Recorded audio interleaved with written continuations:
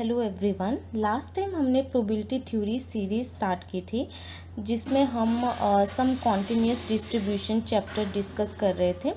Okay, सो हमने इसमें various distribution like uniform distribution, exponential distribution and beta distribution, ठीक है, ये सब डिस्कस कर लिया था। अब हम बीटा डिस्ट्रीब्यूशन के बेस्ड पे कुछ क्वेश्चंस करेंगे, ठीक है।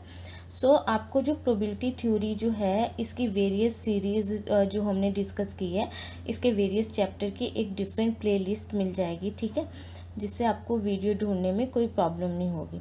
सो हम आज बीटा डिस्ट्रीब्यूशन से रिलेटेड कुछ क्वेश्चंस करेंगे। तो आप देख सकते हो कि हमारा जो क्वेश्चन है, ये क्वेश्चन बहुत इम्पॉर्टेंट है, ठीक है, और ये आई थिंक आया भी हुआ है, ठीक है, किसी यूनिवर्सिटी एग्जामिनेशन में ये आया हुआ है, ठीक है।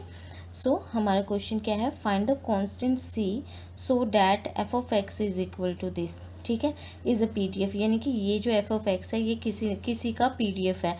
अब आपको देखो यहाँ से आपको, चलो मैं तो चैप्टर वाइज करवा रही हूँ तो आपको पता लग जाएगा कि हाँ ये बीटा डिस्ट्रीब्यूशन का ही पीडीएफ है, बट एग्ज़ाम में आपको सिर्फ इतना ही मेंशन होगा, ठीक है। तो पहली बात आपको ये चेक करना पड़ेगा कि ये किसका पीडीएफ, हमने इतने सारे पीडीएफ पढ़े हैं, अभी 2 और पीडीएफ पढ़ेंगे, ठीक है। तो आपको चेक करना पड़ेगा कि ये पीडीएफ है किसका, ठीक है। तो आप देख सकते हो एक एक्स, और ये इस तरीके का जो है ना हमारे पास, या फिर आप लिमिट से भी पहचान कर सकते हो, ठीक है।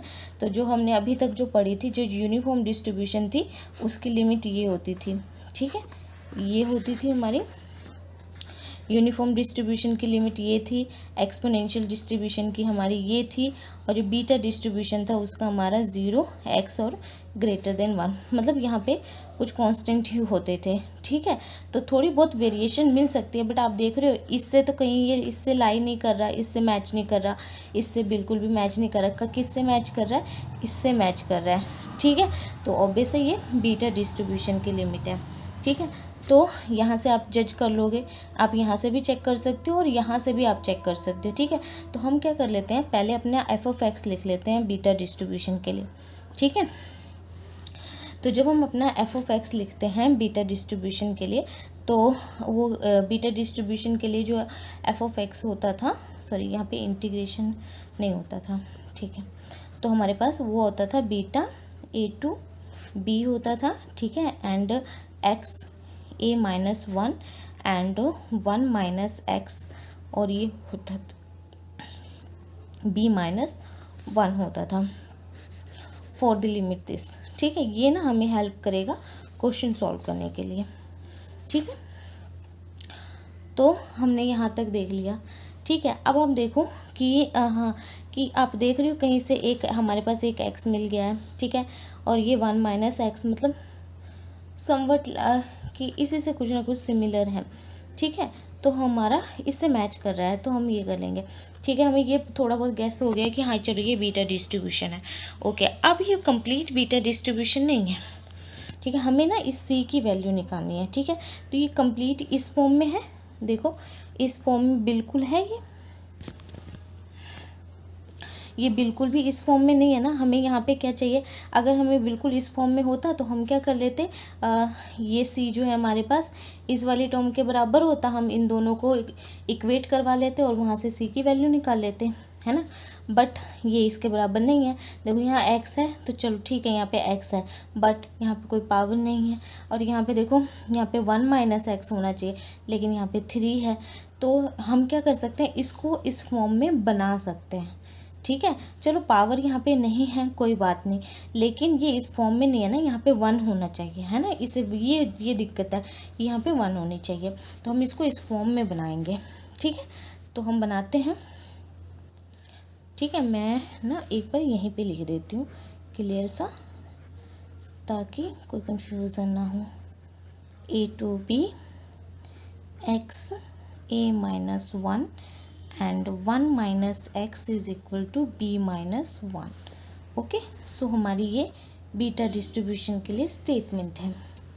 चलो अब हम आते हैं अपने एफ ऑफ एक्स पे, जो हमारा क्वेश्चन है, ठीक है। ये तो हमने जस्ट लिखा है कि हमें आइडिया मिलता रहे कि हम गलत तो नहीं जा रहे, ठीक है। तो ये है, अब उसके बाद क्या है हमारे पास, तो यहाँ पे देखो सी ऑफ एक्स है। अब आपको देखो यहाँ के पहली बात, आपको यहाँ पे 1 चाहिए है ना। आप 1 कैसे ला सकते हो, यहाँ से 3 कॉमन कर लो, ठीक है। तो जब 3 कॉमन करोगे, ठीक है, तो 3 की यहाँ पे क्या है, पावर है। आप देख रहे हो 3 की क्या है, यहाँ पे पावर है, तो 3 अकेला तो नहीं जाएगा, 3 की पावर क्या जाएगी यहाँ पे बाहर, 4 जाएगी, ठीक है। अब देखो जब भी हम क्या करते हैं 3 कॉमन करते हैं, तो ऑब्वियसली इसका मतलब क्या था, 3 से डिवाइड करना। तो ये आप 3 से यहाँ पे डिवाइड करवाओगे तो ये क्या बचेगा 1, ठीक है। और यहाँ पे 3x को 3 से डिवाइड करवाओगे तो ये x बाय में क्या बच जाएगा, 3 बचेगा, और ये पावर क्या है 4, ठीक है। इतना हो गया, आगे बढ़ते हैं। तो हमारी लिमिट क्या थी यहाँ पे, ये जो लिमिट थी हमारी 0 to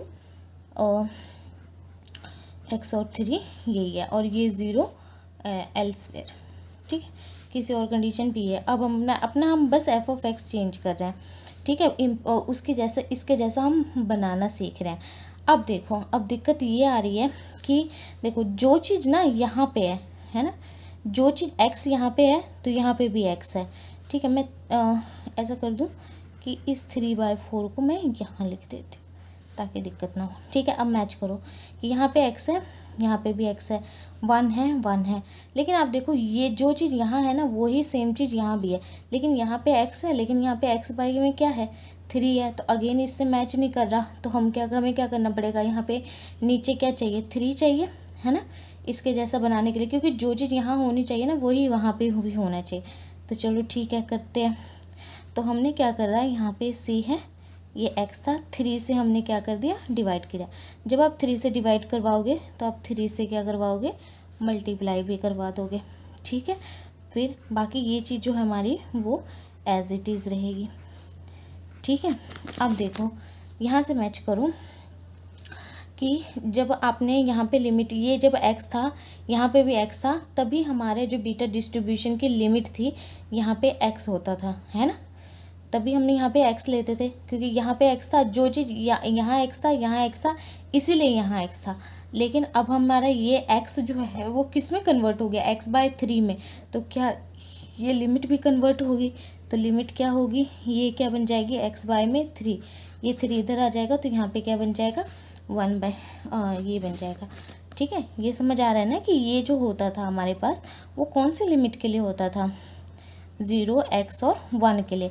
आप देखो यहाँ भी x है, यहाँ भी x है और यहाँ भी x है, ठीक है। तो हमारा ये जो तीनों चीज़ें हैं वो सेम होनी चाहिए। तो ये भी x/3 हो गया, ये भी x/3 हो गया, और ये भी x/3 हो गया, ठीक है। अब सब कुछ सेम है, अब हमें कोई प्रॉब्लम नहीं है। अब हम सीधा कंपेयर करवाएंगे और अपने c की वैल्यू निकाल लेंगे, ठीक है।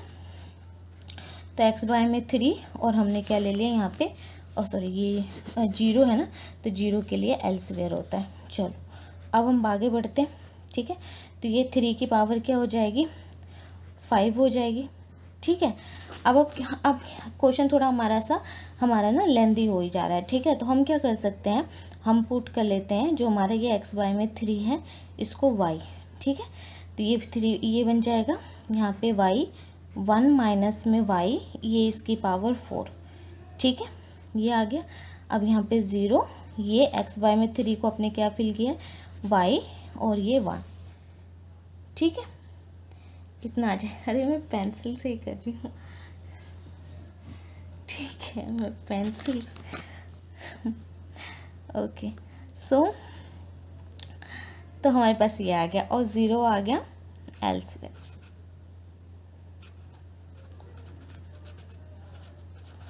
ठीक है।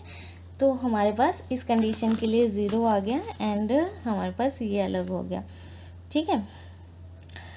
तो अब आप मैच करो, अब आप इसको कंपेयर करवाओ, ये पूरा क्या हो रहा है। तो हमने ना इस फंक्शन को, ये हमारा f(x) तो रहा नहीं, ठीक है, क्योंकि हमने शुरुआत देखो f(x) से की थी, जो हमारा f(x) ये था, ठीक है। लेकिन हमने उसमें बहुत सारे चेंजेस वगैरह कर दिए, तो हम इसको ना नया फंक्शन दे देते हैं। और देखो वैसे भी यहाँ पे क्या आ रहा है, यहाँ पे x था, इसीलिए हमने यहाँ पे f(x) लिखा था, लेकिन अब यहाँ पे क्या आ रहा है, y आ रहा है, तो नया फंक्शन इसको नाम दे देते हैं g(y). हमने कंप्लीट फंक्शन को g(y) में उससे कर दिया, ठीक है, रिप्लेस कर दिया। अब उसके बाद देखो हम क्या कर देते हैं अपना, अब ये बिल्कुल क्या बन रहा है, बीटा फंक्शन बन रहा है ना, बीटा फंक्शन से बिल्कुल मैच कर रहा है, ठीक है। तो हम अपने जी ऑफ वाई को किससे कंपेयर करवा रहे हैं, अपने बीटा फंक्शन से कंपेयर करवा रहे हैं, ठीक है। तो बीटा फंक्शन हमारा होता क्या है, बी ए टू बी होता है, ठीक है। और हमारे पास ये वो होता है क्या, अब क्योंकि हमने यहाँ वाई एक्स वाई से कोई फ़र्क नहीं पड़ता, ठीक है। तो हमने वाई वाली फॉर्म लिख दी क्योंकि हमने हमारा ये भी वाई वाला हो गया ना। तो Y minus one and one minus Y होता था, और यहाँ पे क्या होता था, बी माइनस वन होता था, ठीक है। ये होता था। तो हम इससे इसको कंपेयर, और जो हमारी लिमिट होती थी उसके लिए क्या हो जाती थी, 0 वाई, और यहाँ पे 1 होता था और 0 होता था एल्सवेयर के लिए, ठीक है। अब आप कंपेयर करवाओ, जो हमने ये जो जी ऑफ आई वाई है हमारा, ये जो जी ऑफ वाई है ये मैंने ये लिखा हुआ है, ठीक है।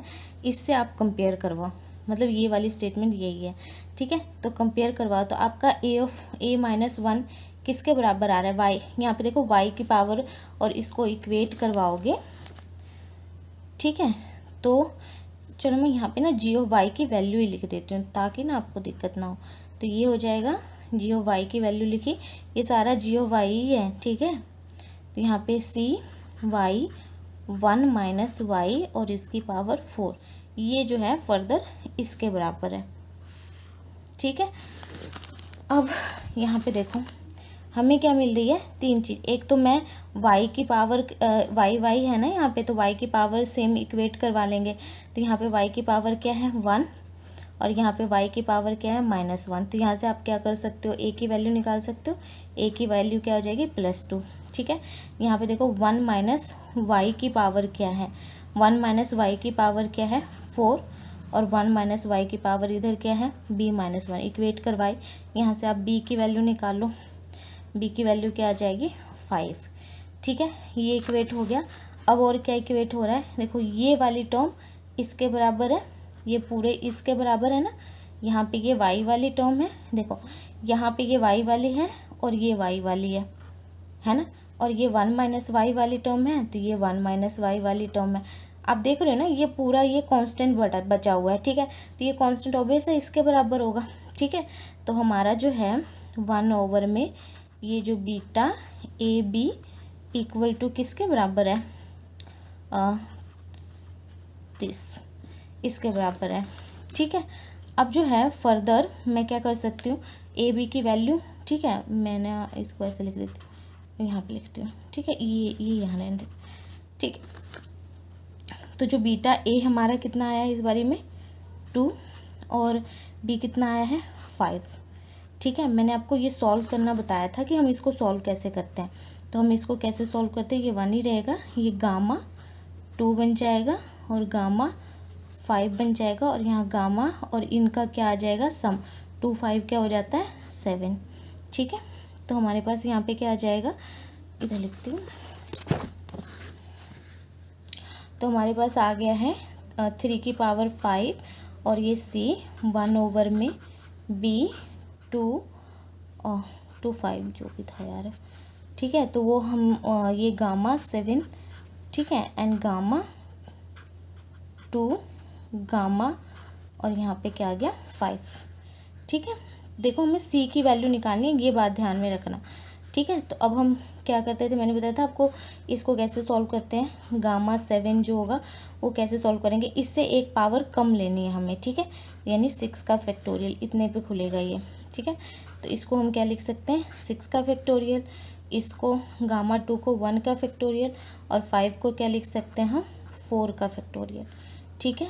अब इनको सॉल्व करो, जो बड़ा वाला है उसी का फैक्टोरियल खोलना है, तो ओपन करना है, ठीक है।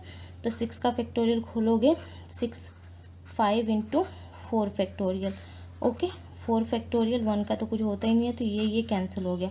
6 5 से कितना आ गया हमारे पास 30, ठीक है। यहाँ पे सी है, और यहाँ पे हमारे पास 3 की पावर क्या आ गई 5 आ गई, ठीक है। अब यहाँ पे देखो सी है हमारे पास 30, और यहाँ पे एक जो मान लो 3 की पावर 4 है, और एक 3 हमने बाहर निकाल लिया, इससे ये कैंसिल किया, ये 10 आ गया, और 3 की पावर 4 10, 3 की पावर 4 क्या होता है 81, जो हमारे सी का जो कांस्टेंट है इसकी वैल्यू हमारे पास ये आ गई है, ठीक है।